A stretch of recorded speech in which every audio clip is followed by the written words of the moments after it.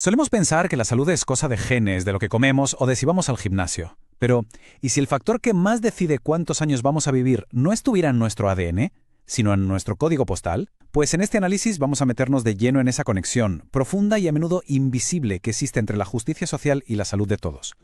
Para ello, vamos a hacer un recorrido por 5 puntos clave. Primero, vamos a dar una vuelta a cómo entendemos la enfermedad. Luego, descifraremos la diferencia fundamental entre desigualdad e inequidad.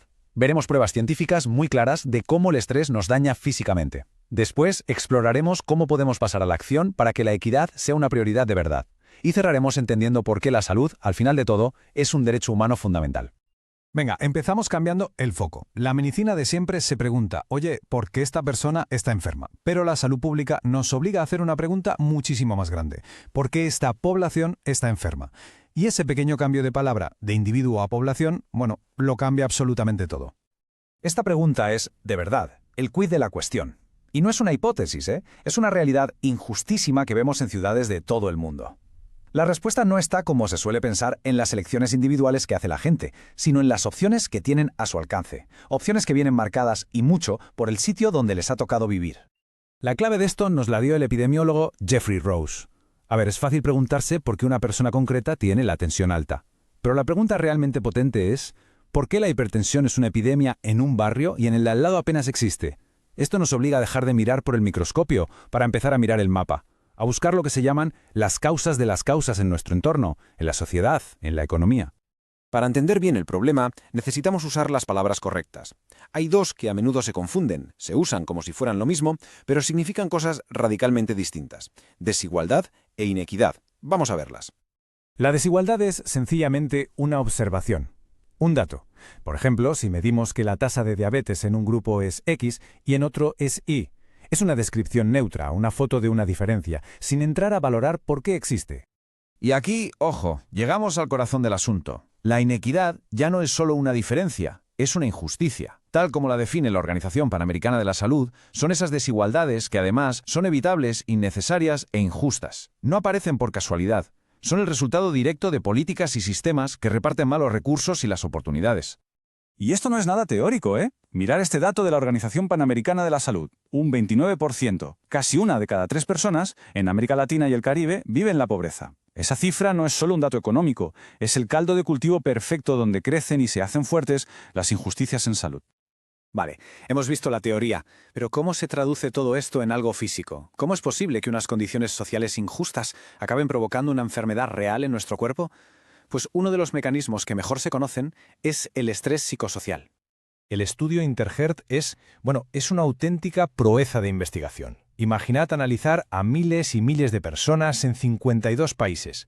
Pues eso es lo que hicieron, para poder aislar el efecto puro del estrés y demostrar ya sin ninguna duda que las presiones del día a día dejan una cicatriz física inmedible en nuestro corazón.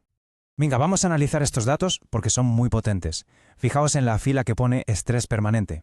Las personas que decían vivir con un estrés constante tenían 2,17 veces más probabilidades de sufrir un infarto. Es más del doble de riesgo. Y no solo un estrés genérico, ¿eh? El estrés por problemas de dinero también aumenta el riesgo de una forma muy clara. Y si los números no eran lo bastante claros, mirad este gráfico. La diferencia entre las barras es brutal. El porcentaje de gente con estrés permanente es casi el doble entre las personas que tuvieron un infarto que entre las que no. La imagen habla por sí sola. El estrés crónico es un factor de riesgo de primer nivel. Y esta es probablemente la conclusión más demoledora de todas. Da igual dónde vivas, tu edad o si eres hombre o mujer. El estrés crónico, ese que muchas veces nace de la inequidad, es un veneno universal para el corazón. No es un efecto secundario de otros malos hábitos, no. Es un factor de riesgo por sí mismo, independiente y muy, muy poderoso. Muy bien, ya hemos establecido que la inequidad enferma. Punto. Pero, claro, saberlo no es suficiente. La pregunta lógica ahora es, vale, ¿y con esto que sabemos, cómo lo integramos de forma activa en la planificación sanitaria? Este es el gran desafío. Es muy fácil hablar de equidad en abstracto, pero ¿cómo la convertimos en un criterio que se pueda medir, en una prioridad real, cuando hay que decidir dónde se invierten los recursos, que siempre son limitados? Pues aquí es donde entra una herramienta súper interesante. La Organización Panamericana de la Salud, la OPS, cogió un método clásico que se usa para priorizar problemas de salud, el método Hanlon, y le añadió algo revolucionario, la letra E, de equidad. Esto significa que ahora para decidir qué problema de salud atacar primero, no solo miras cómo de grande o grave es, sino también cuánto está contribuyendo a la injusticia social. Entonces, ¿qué mide exactamente esta nueva E? Pues mide la injusticia. Le pone un número a la brecha de salud que hay entre ricos y pobres, entre diferentes grupos étnicos o entre la gente que vive en un barrio o en otro. Al hacer esto, la justicia deja de ser una buena intención y se convierte en un factor matemático, en un criterio obligatorio a la hora de tomar decisiones. Y todo lo que hemos ido viendo hasta ahora nos lleva, de forma casi inevitable, a una conclusión final, a un marco que lo engloba todo y que le da su verdadero peso. Esta cita resume a la perfección la tensión principal. A ver, ¿qué es la salud? ¿Es una mercancía, un servicio que se compra y se vende y cuya calidad depende de lo que puedas pagar? ¿O es, por el contrario, un derecho humano fundamental que se debe garantizar a todo el mundo sin importar su condición social o su dinero? Y esta es la idea final que lo cambia todo. Porque si aceptamos que la salud es un derecho, entonces que haya una diferencia de años de vida que es evitable entre dos barrios, eso ya no es una estadística, es una violación de los derechos humanos. Y claro, eso transforma el problema por completo. Ya no es un asunto solo de médicos y hospitales, sino que se convierte en una cuestión de justicia que nos interpela a todos como sociedad.